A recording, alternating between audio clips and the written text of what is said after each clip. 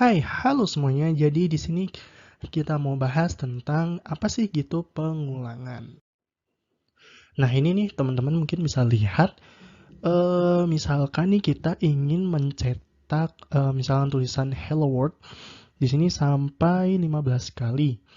Nah, itu kan merupakan sebuah pengulangan nih. Atau mungkin kita ingin mencetak angka ini kelipatan 3. Misalkan dari sini contohnya yang gambar bagian kanan ini itu dari 0 sampai 42.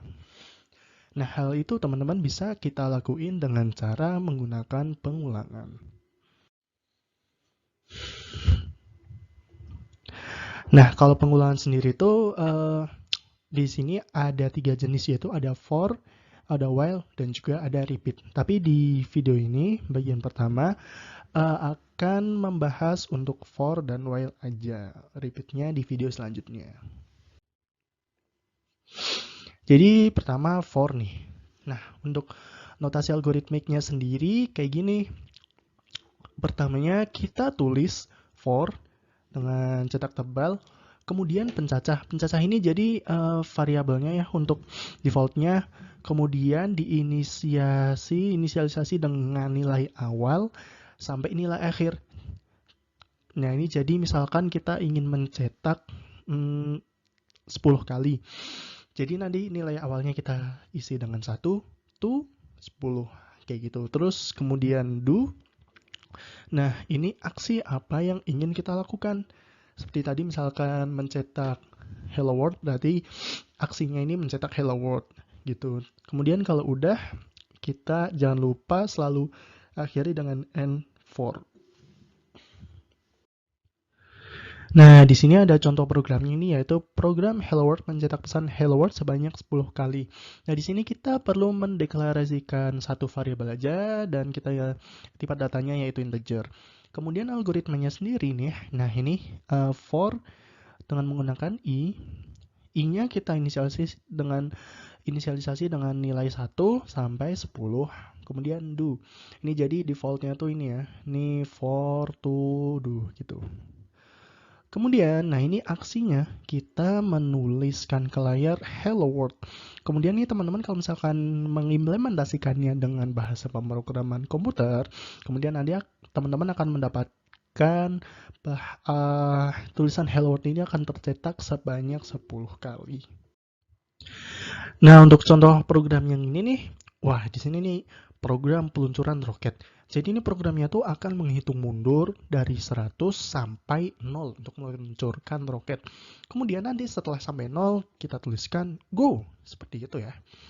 Nah, di sini deklarasinya cuma butuh satu aja, yaitu variabel i untuk menghitung mundurnya, dan algoritmanya yaitu kita hitung mundur dari 100 sampai 0. Nah, ini nih kalau yang tadi kan kita hitung maju ya, jadi dari 0 sampai 10. Kalau ini perbedaannya yaitu dari 1 sampai 0.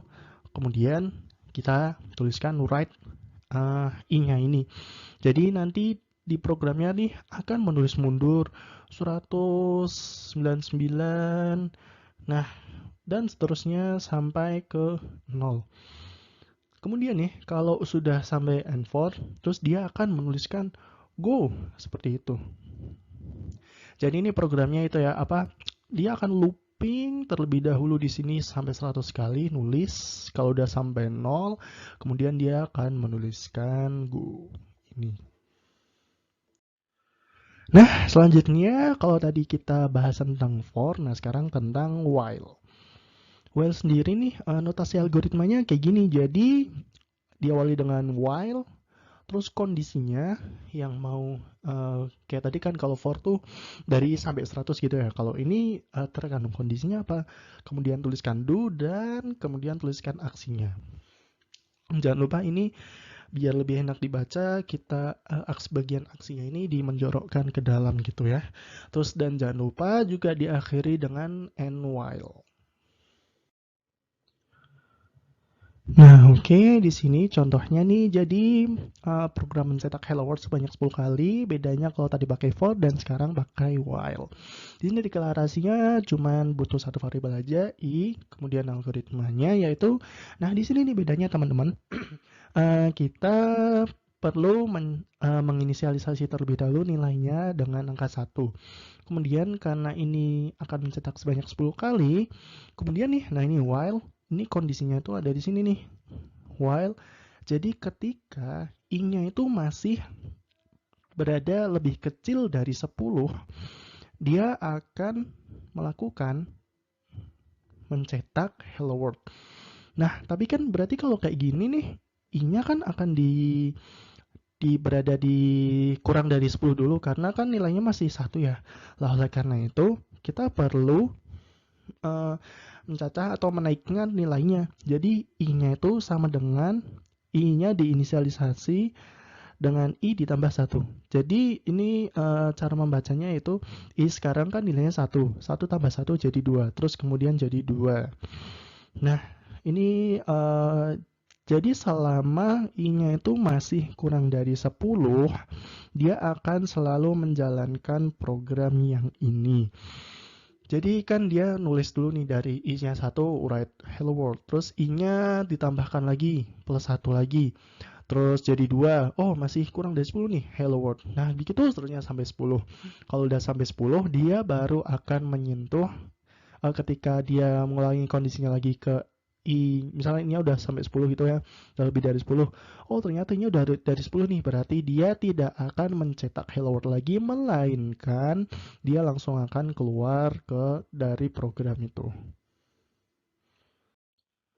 Nah, kalau yang di sini nih, jadi programnya sama aja mencetak hello world, tapi bedanya nih, di sini ada 2 variabel set, beri tambahan variabel n.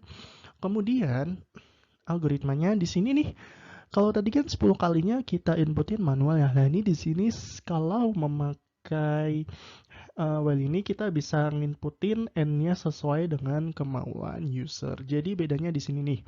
Ini sama aja i-nya kita inisialisasi dahulu. Nah, terus kemudian ini i-nya n-nya, jadi while i kurang dari n, hello world kayak gini, ini i-nya tuh kurang dari n, sampai n. Lah, n-nya ini sesuai dengan inputnya user. Kalau misalkan user inputnya 10, berarti dia akan mencetak hello world sebanyak 10 kali. Kalau 100, ya 100 kali kayak itu. Jadi bedanya kayak itu, tapi untuk secara keseluruhan sama aja. Terus kapan sih ya kita harus menggunakan for dan kapan harus menggunakan while?